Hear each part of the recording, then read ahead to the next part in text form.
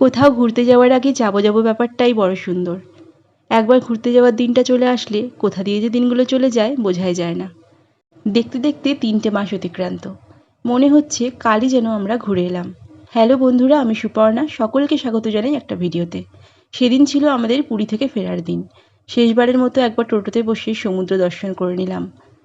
অন্যবার পুরী থেকে ফেরার সময় আমরা রাতের ট্রেনটাই ধরি, কিন্তু এবার আমরা সকালের দিকে ট্রেনটাই নিয়েছিলাম।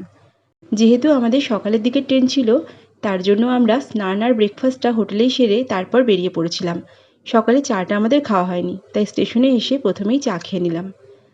পুরী স্টেশনটা আমার বরাবরই বড় ভালো লাগে। খুব পরিষ্কার পরিচ্ছন্ন চারিপাশটা, অনেকটা বসার জায়গা রয়েছে। কিছুক্ষণ বসে সময় কাটাতে কাটাতেই বোর্ডে আমাদের ট্রেনের নাম শো করছে।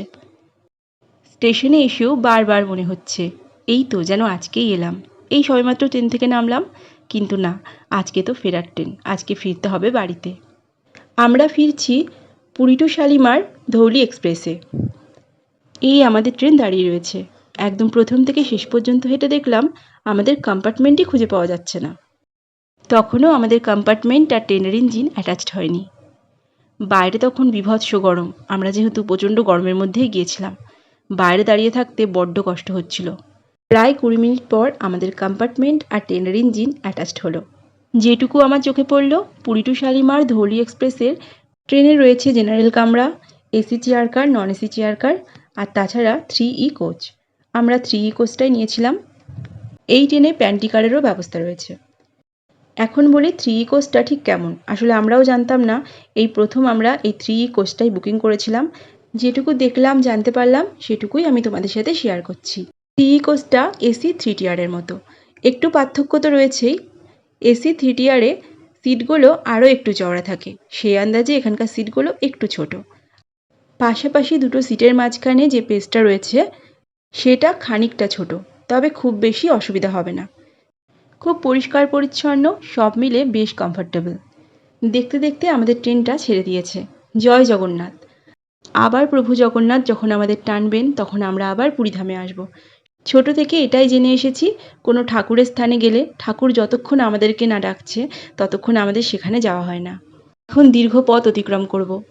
বাইরে যতক্ষণ সূর্যের আলো রয়েছে, মানে সন্ধে নামার আগে পর্যন্ত, বাইরের সুন্দর প্রকৃতি দেখতে দেখতে আমরা চলব।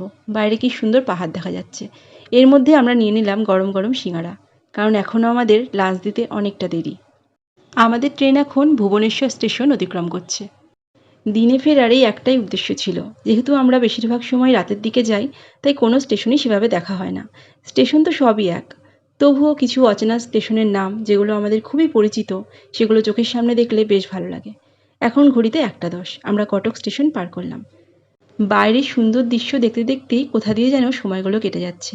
কোথাও সবুজে ঘেরা পাহাড়, কোথাও যেন মনে হচ্ছে মরুভূমির মাঝখান দিয়ে নদী বয়ে গেছে।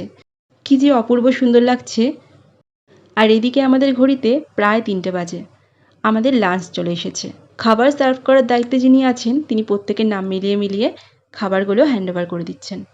আমি নিয়েছিলাম একটা ভেজ থালি, আর দীপ নিয়েছিল একটা চিকেন থালি।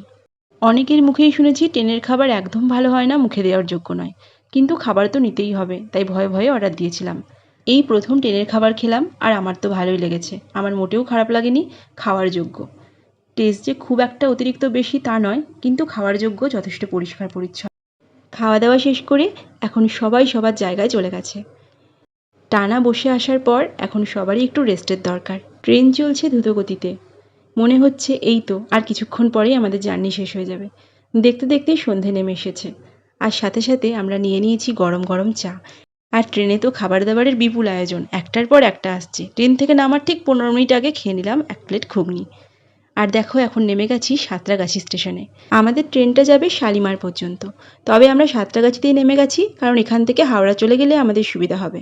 হাওড়াতে এসে একটা ক্যাব নিয়ে নিয়েছি।